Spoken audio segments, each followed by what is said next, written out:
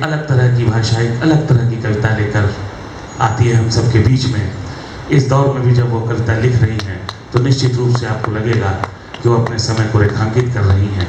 मैं चाहता हूँ जोरदार तालियों से स्वागत हो मित्रों प्रोफेसर अनामिका राय जी।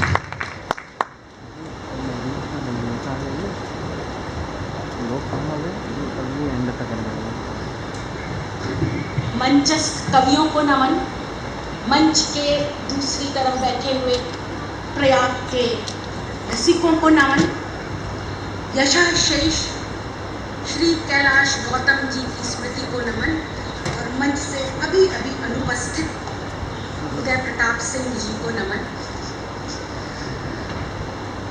ये मेरा पहला अवसर है जब इतने बड़े मंच पर मुझे कुछ कहने का अवसर मिला है। पेशे से मैं इतिहासकार हूँ, तो लकड़ी, ईंटा और पत्थरों को देखने वाले यदि कुछ लिख रहे हैं और किसी के दामन पे कुछ गिर जाए तो क्षमा याचना, क्योंकि यह कार्यक्रम पिता की स्मृति पर है और कुछ मैंने भी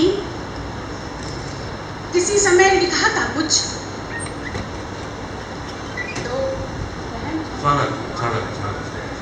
आपके ने मुझे कुछ प्रेरणा दी, मैं कभी कभी भावुक हो जाती हूँ उसको लेकर के, लेकिन मैं उसको सुनाना चाहती हूँ। कविता का शीर्षक है पापा से, क्योंकि शेष भाई ने यह कार्यक्रम भी अपने पिता की स्मृति में रखा है। पापा तुम्हें याद है एक छोटी चिड़िया जो कभी तुम्हारे आंगन में चहकती थी, जाड़े की गुलाबी धूप में वो तुम्हारे पैरों के पास रहती थी। सांझ को वह धीमे धीमे तुम्हारे कंधे पर बैठती थी। उसे चहकना तुमने सिखाया, अपने छोटे छोटे पंखों पर उड़ना तुमने सिखाया। फिर एक दिन अपनी हथेली पर बैठी चिड़िया को इतने बड़े आकाश में छोड़ दिया। उसके पाँवों के निशान, उसके टूटे फूटे खिलौने, उसकी हल्दी की थापें, उसके फेंके गए लावा अक्षत क्या अभी भी तुम्हारे आंगन में बिखरे हैं? अब हर सुबह वो चिड़िया ढूंढती है उस कंधे को जो अक्षिथिल है। चिड़िया चाहती है उन कंधों को अपने पंख पर उड़ाना। क्या पापा तुम अब भी जाड़े की गुनगुनी धूप में, जब सारे पक्षी अपने घोंसले की ओर लौटते हैं तो अपने कांपते हाथों पर उस चिड़िया का स्पर्श महसूस करते हो? क्या पापा तुम अपनी बूढ़ी आंखों से उस चिड़िया को ढूंढते हो जिसे कभी तुमने अपनी हथेली पर रखकर इस खुले आकाश में उड़ा दिया था?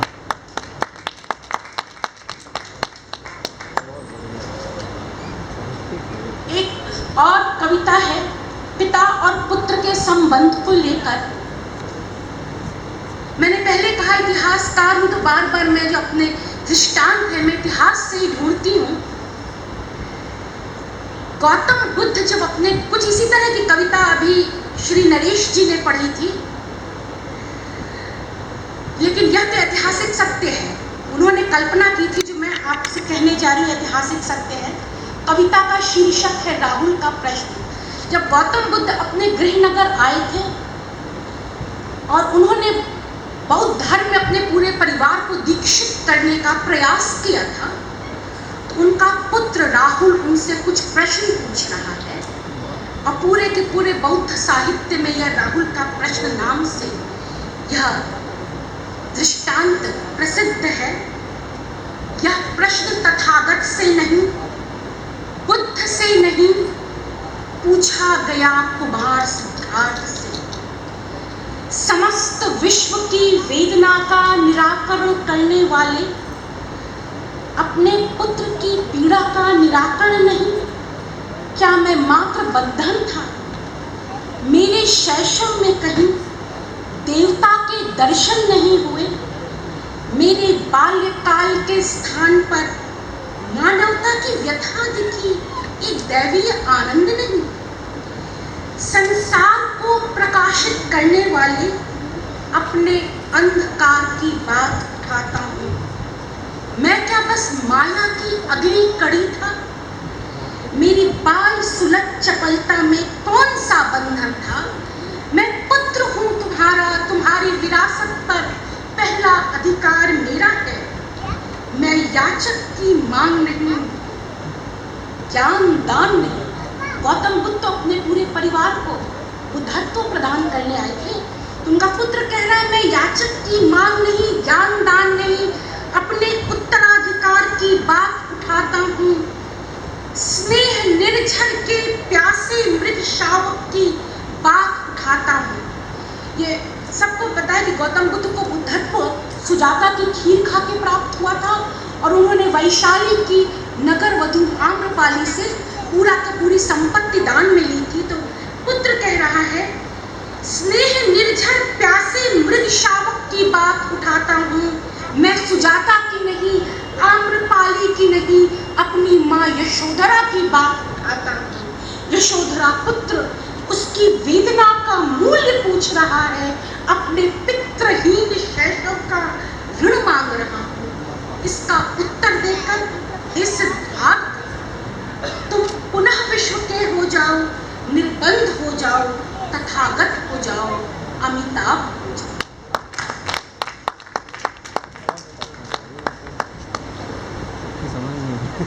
बार बार प्रयाग की प्रसिद्धि की चर्चा चल रही है।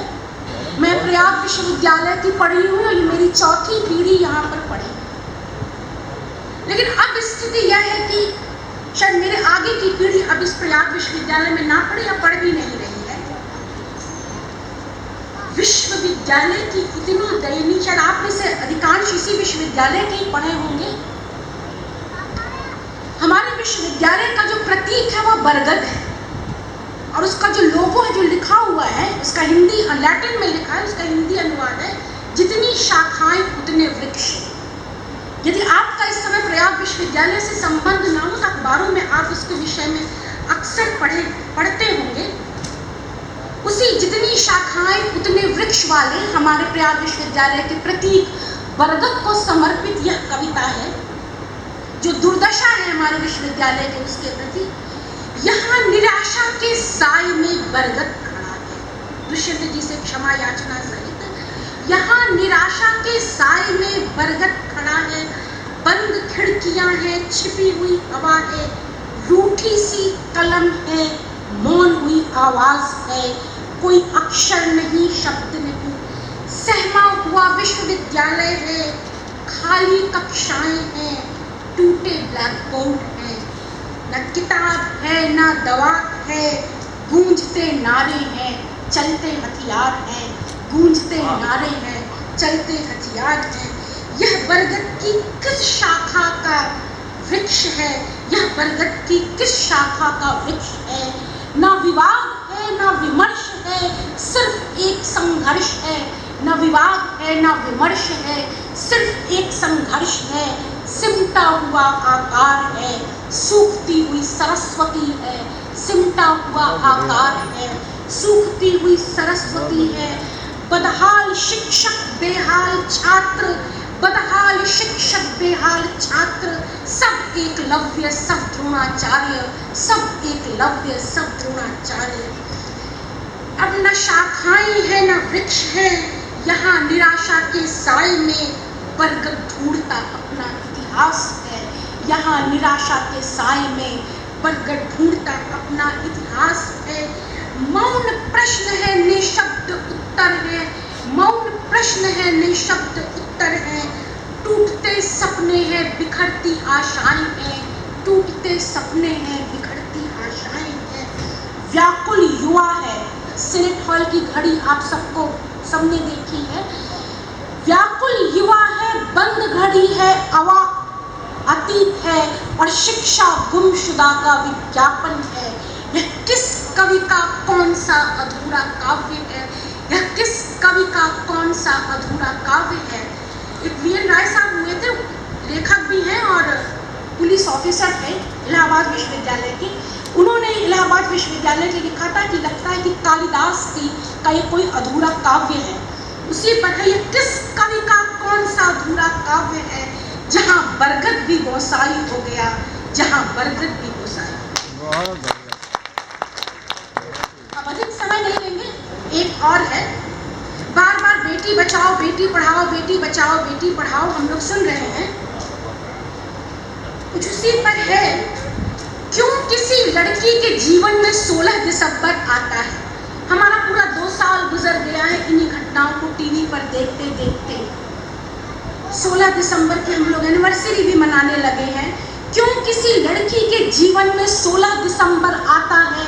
क्यों रात की अंधेरी सड़कें औरत के लिए नहीं?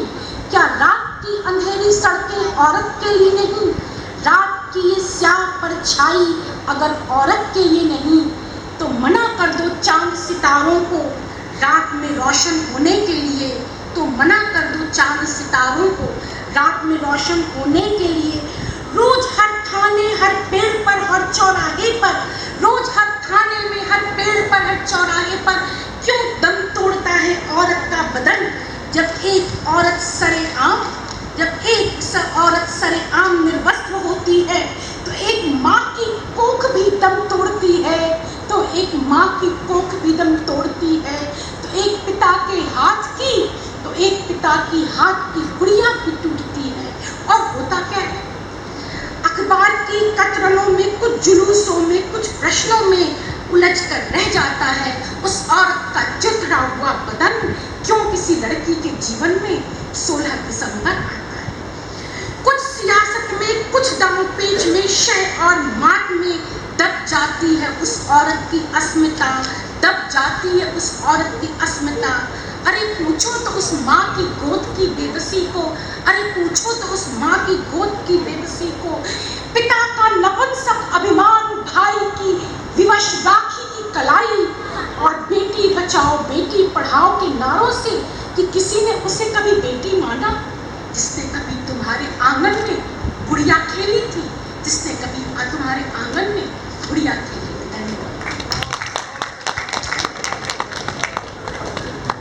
मित्रों, निश्चित रूप से जहाँ कविता की वाचिक परंपरा में यह लोकप्रिय मंच होते हैं, वहीं पर इस तरह से आज के समय को रेखांकित कर रही थी प्रोफेसर अनामिका राय की कविताएं।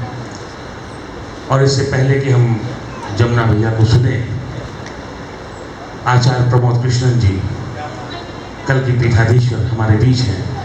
और देखिए किस तरह सौहार्द की जिस भावना को लेकर वो पूरी दुनिया में जाते हैं।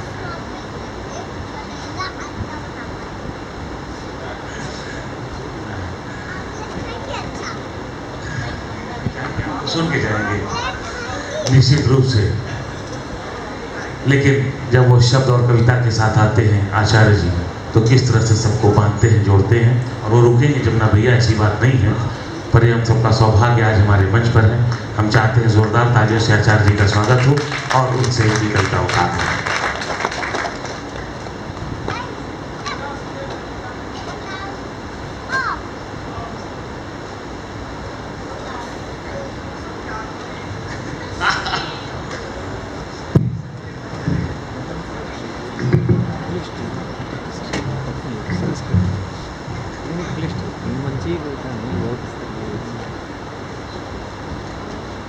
मैंने एक ट्रक पे पीछे लिखा देखा था, जिन्हें जल्दी थी वो चले गए। आज समझ में आई बात। वैसे तो जो लोग पीछे बैठे हैं वो भी आगे आ जाएं तो अच्छा रहेगा। ये तो मैं नहीं कह सकता, मंच वाले सामने आ जाएं।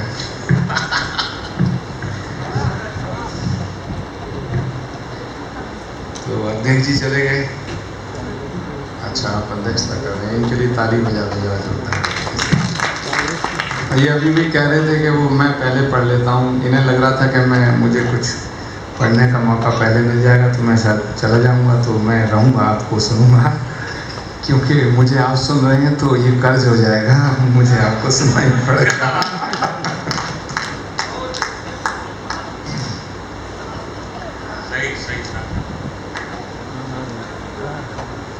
जी, एक और बड़ी प्रॉब्लम मेरे साथ है कि मेरा जो वेश है और मेरी जो ज़िंदगी है वो कवि सम्मेलन कुछ मैच नहीं करता है, लेकिन आज ये प्रयाग की धरती पे अद्भुत संगम हो रहा है, क्योंकि संगम की धरती है, सब कुछ मिला देती है। तो मुसीबत में शेष,